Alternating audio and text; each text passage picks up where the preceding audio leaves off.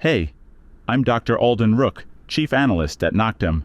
In this video, we're opening the first documented file. It concerns a recurring entity reported during sleep and partial awakening.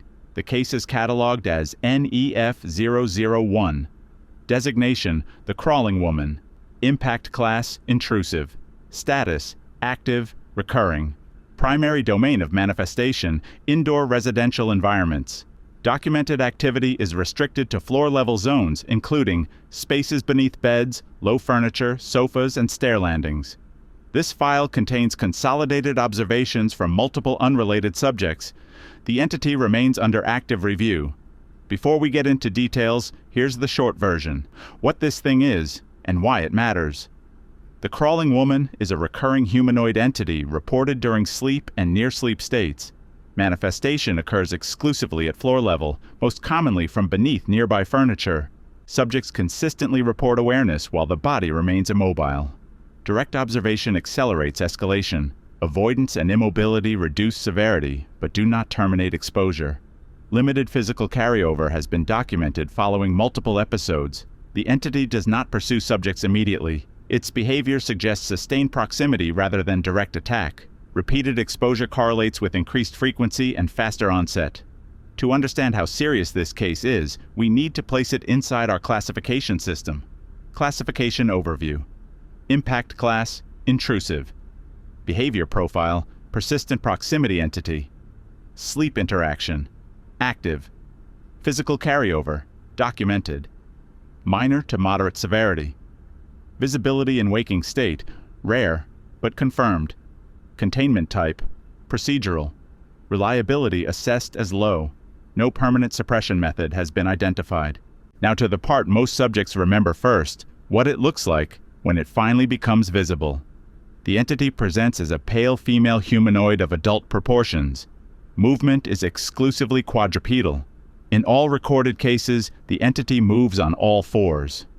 Overall body mass appears inconsistent. Limbs are frequently described as elongated. Joints bend at angles inconsistent with known human biomechanics. Skin tone is uniformly pale or grayish, often described as lightless or unfinished. No consistent clothing, wounds, or distinguishing marks have been recorded. Hair is long, dark, and completely obscures the face in every documented encounter. Attempts to observe facial features consistently fail. Reported causes include unnatural hair movement, loss of visual focus, or the perception that the facial area is indistinct or absent. No confirmed observation of eyes, mouth, or facial structure exists. The most disturbing feature reported by subjects is the entity's movement. Crawling is slow, deliberate, and does not correspond to known human motion patterns. Appearance alone doesn't explain the fear. What matters is how the encounter actually begins.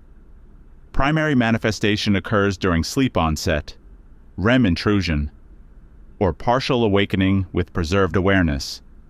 The typical sequence is consistent across cases. The subject becomes aware while the body remains immobile. A sensation of presence is perceived near floor level. Visual emergence follows, most often from beneath nearby furniture. The entity remains motionless for several seconds. Escalation occurs only after the subject attempts to observe or confirm its presence. Common manifestation locations include beneath the bed, beneath sofas or armchairs, at the base of staircases, and behind low furniture within the bedroom. The entity has never been observed above knee height. Once the entity is present, its behavior follows a pattern. It doesn't rush. It doesn't react the way people expect. The crawling woman does not approach immediately. Initial behavior is observational. The entity remains still, maintaining proximity without closing distance. Movement begins only after recognition. Subjects report escalation following attempts to confirm the entity as real. This includes shifting gaze, raising the head, or mentally acknowledging presence. The entity does not vocalize. No breathing, speech, or environmental sound has been attributed to it. In advanced cases, subjects report the sensation that the entity is directly beneath them. This sensation often persists after visual contact ends. At this point, descriptions alone weren't enough. We needed someone who worked directly with affected subjects. The following extract reflects recurring observations across multiple cases. Statement recorded by William Carter, Junior Sleep Analysis Specialist, Direct Subject Monitoring Unit. One thing that stood out immediately was consistency. Patients avoided looking under furniture without being told to. There was no instruction, no suggestion. They just didn't do it. When recognition happens, the pattern changes. People who identify it as recurring escalate faster. Those who dismiss it as misperception tend to experience reduced severity. We also see the same sleep profiles repeat. Chronic insomnia, fragmented sleep, a history of childhood night terrors. The entity appears to prefer certain subjects. When we compared cases side by side, certain effects appeared again and again, regardless of the subject. Core exposure phenomena. Several recurring phenomena have been identified across documented cases. These patterns do not appear randomly and remain consistent regardless of subject background or prior awareness. Observer effect. Repeated documentation and detailed recounting correlate with increased manifestation frequency and faster escalation. Behavioral changes have been observed following extended monitoring, suggesting that sustained attention alters the entity's response patterns. Recognition threshold. Subjects who correctly identify the entity as a recurring phenomenon show accelerated exposure. In contrast, subjects who dismiss the experience as misperception or dream residue report reduced severity and slower escalation. Temporal drift. Several subjects report inconsistent time perception during episodes. Recorded duration does not always correspond to the subject's subjective experience, indicating disruption of temporal awareness during exposure. Residual presence.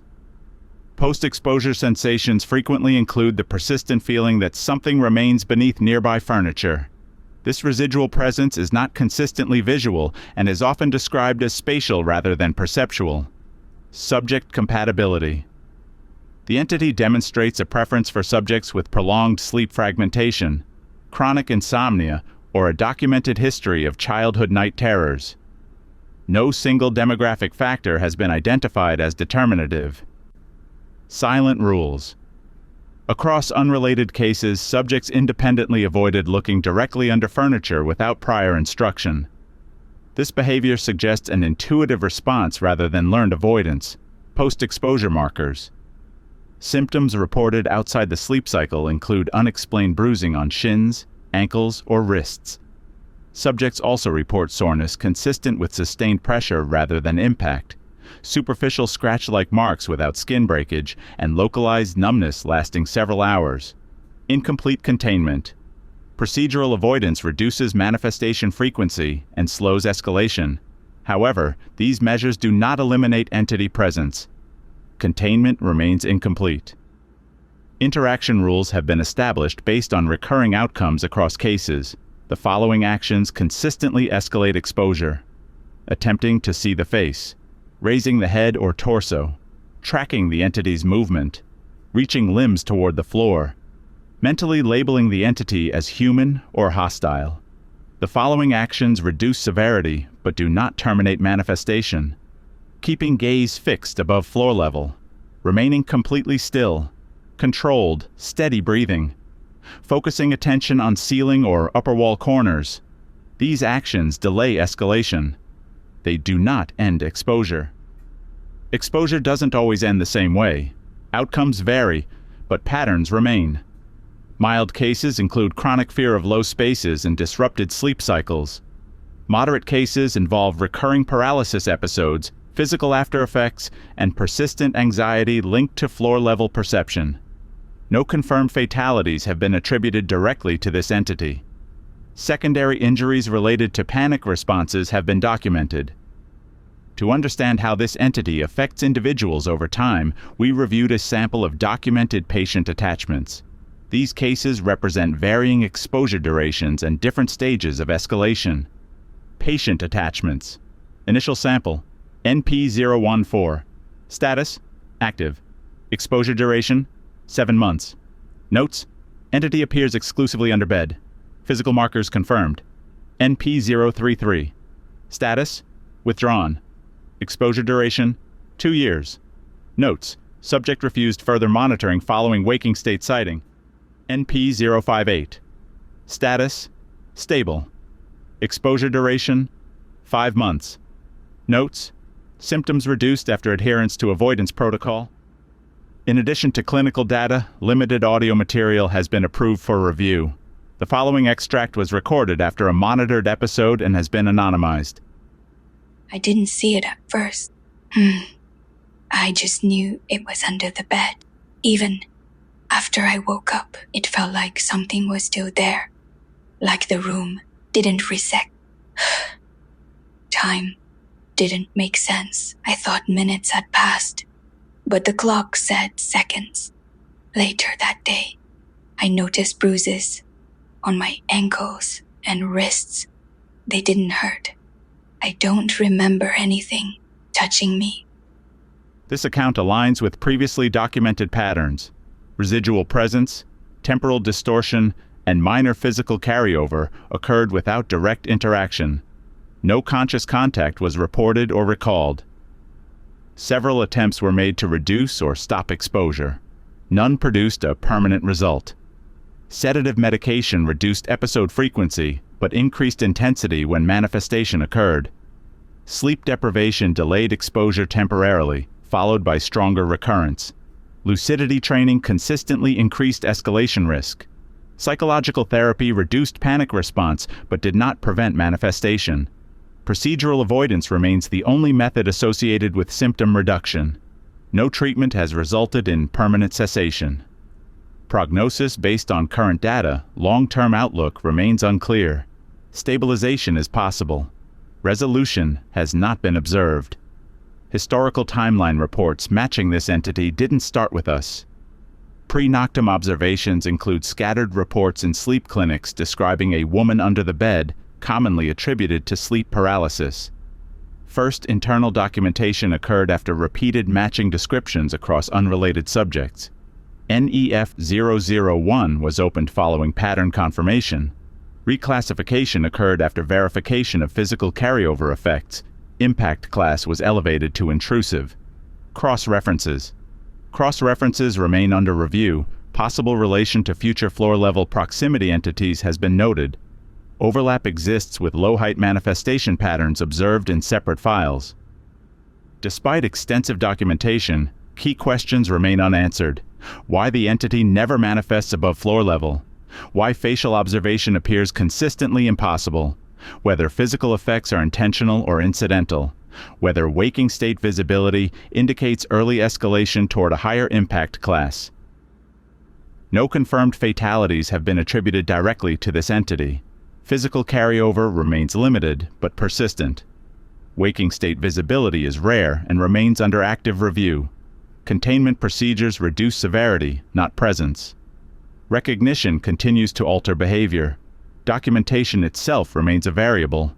File remains open.